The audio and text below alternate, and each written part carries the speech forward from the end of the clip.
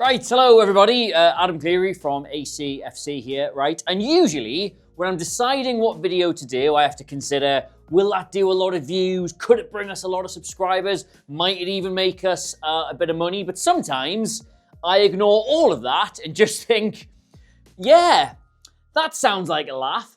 And in completely unrelated news, Jack Grealish looks like he's going to Everton. So... Alright, so Jack Grealish, at one stage the £100 million heartthrob future of the England national side, and the next, just have a look at this, one start in the league all year, one league goal all season, and literally 1 minute played in the last 6 games. This is simply the seasonal exploits of a man who is neither needed nor wanted by his manager or his club. And basically, if you want to understand whether or not this is a smart move for Everton to make over a man who is going to be 30 next month, then we have to understand what exactly went wrong here. And the easiest way to do that is to get your head around the fact that there are essentially 2 Jack Grealishes. And the one you are likely most readily familiar with is the one signed by Pep Guardiola to be one of the last jigsaw pieces in his bold new vision of having a box midfield. Basically, one defender would move into this line, everyone would shuffle behind him, and the key role of the 2 number 10s in this system, normally De Bruyne or Gundogan, sometimes Phil Foden, was neatly facilitated by the 2 wide players, usually Bernardo Silva on this side and Jack Grealish vitally on the other, stretching the defence across the entire width of the pitch so that you had 4 defenders here, both spread along a massive distance and also up against 5 players. When Grealish was a vital cog in the Manchester City machine, this was his job, staying as wide as he possibly could to allow this system to work properly. It quite literally won Manchester City the treble, and Grealish, and I mean this, was as important a part of this system as Haaland was, as Rodri was, as John Stones was, as anyone was. He started 23 of Manchester City's Premier League games that year, which might actually sound a little bit underwhelming given that there's 38 of them and he was fit all season. But you've got to remember, Guardiola rotates in the league to keep you fresh for the big games. And if you look at the Champions League instead, he started 11 out of the 12. The only one he didn't start was the dead rubber at the last group game. Used sparingly here, so he was always available here. That is the biggest indicator you'll ever get that you are important to Pep Guardiola. But in order to be so, Guardiola had to mould him into this player because this extremely wide touchline hugging tactical load bearer is not who he was at Aston Villa.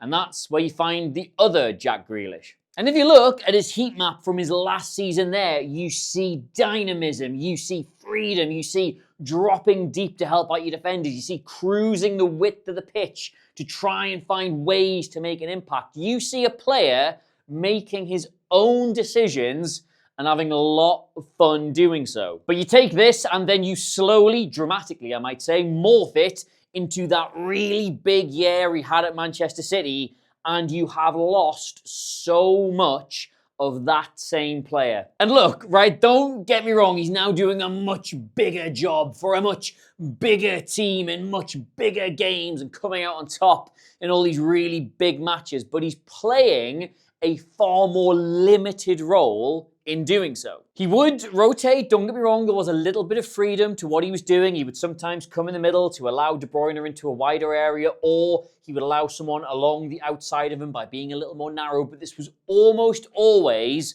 done as an off-the-ball thing by him to allow someone else to get on the ball. Like this here is a really great goal that he is integral and vital to making happen, but it does sort of neatly illustrate exactly what Grealish's job at Manchester City is. They find him wide, right? And he faces up his man, and at Villa, he is going to blow past him either left or right, get down the byline, or attack this space on his own directly. But at Manchester City, Grealish is basically like the bucket of chum you fling in the water to draw all the other fish towards you so you can club them over the head.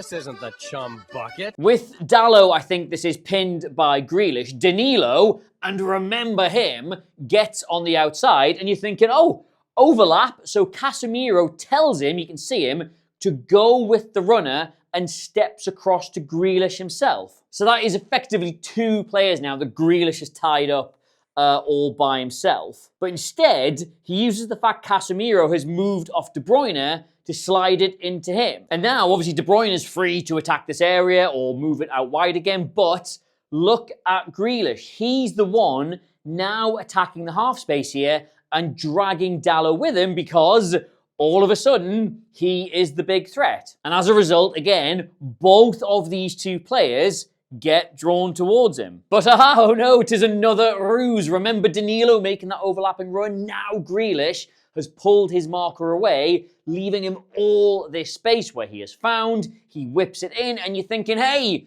maybe the object was for Grealish to get on the end of this cross. Maybe that's his job in all of this. But no, of course, obviously not.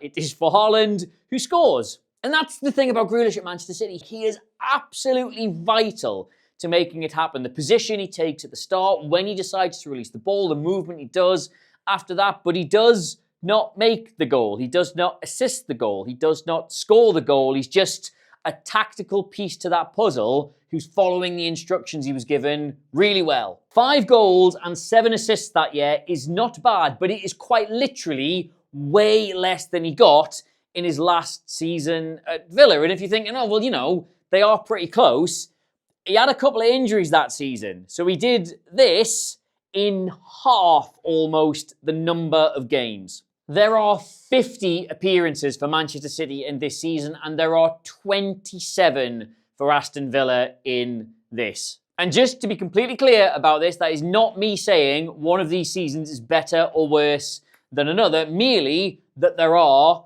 2 Jack Grealishes. He can do all this stuff where it's not about him if he needs to, but when it is about him, he is very good at that as well. And the difference, fundamentally, between those 2 versions of Jack Grealish is the freedom to take players on and make your own decisions. And if we look at his possession numbers from those 2 seasons, and I'll tell you this right now, these are not going to leap off the page at you, but if you stare at them long enough, it's pretty much what my job is, they do start to paint a bit of a picture for you. He gets more touches at Manchester City because obviously he does. He's playing for Manchester City. They saw way more of the ball than Aston Villa did. And the bulk of those touches, understandably, comes in the final third. And it's like 33% more touches in the final third, which might, again, not seem like a lot when you're staring at a decimal point.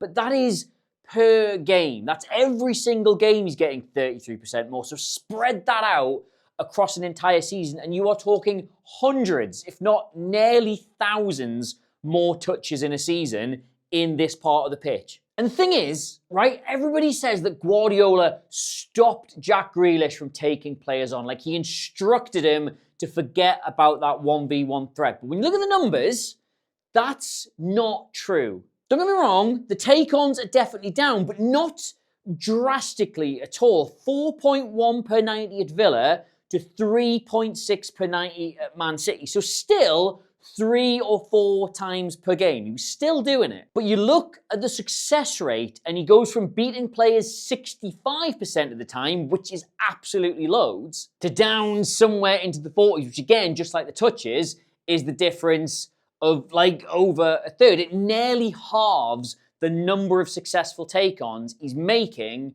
per game. And if I'm losing you with all these numbers, right, just stick with me for just a second, right, because we're nearly there, right, the change in these numbers here, which is bad, remember, is a direct result of the change in these numbers here. At Aston Villa, go back to the heat map. What could he do? He could drop deeper into the middle. He could find space to impact the game, go past players more or less whenever and wherever he felt he should. In transitions or even just in possession, Villa would look for him specifically to open up the opposition and they would find him all over the pitch. He had the freedom to dictate those conditions, to the opposition. Like if he's up against a defender, he can pull him out of position so that when he skips past him, he's doing so into loads of space. Or if that's not working, he can go sit on some cumbersome, idiotic central midfielder so he can skin him and get through the centre of the pitch. He made these decisions. But at Man City, it simply did not work like that for him. He did not have the ability to go looking for the ball. He had to be receiving it as high and as wide as he could manage to be to free up this space in the channel for your De Bruynes, for your Gundogan's, for your Fodens, for the number 10s. And of course, if you're having to get the ball here and you try and take players on there, it's a lot harder. Doing it out here, you are taking on fullbacks who are set, who are deep, who are denying you space in behind, who have all the pals around them so they can show you whichever way they want to. It's considerably more difficult and specifically like 33% more difficult, as you can see here. So Guardiola didn't ruin or change Grealish as a footballer, he just changed what he was being asked to do as a footballer. And if Everton want to get the best out of him, then they need to change his life from this back to something that resembles this, because this is not a team that are reliant upon 70% possession or have some of the best attackers in the world that he's making space for.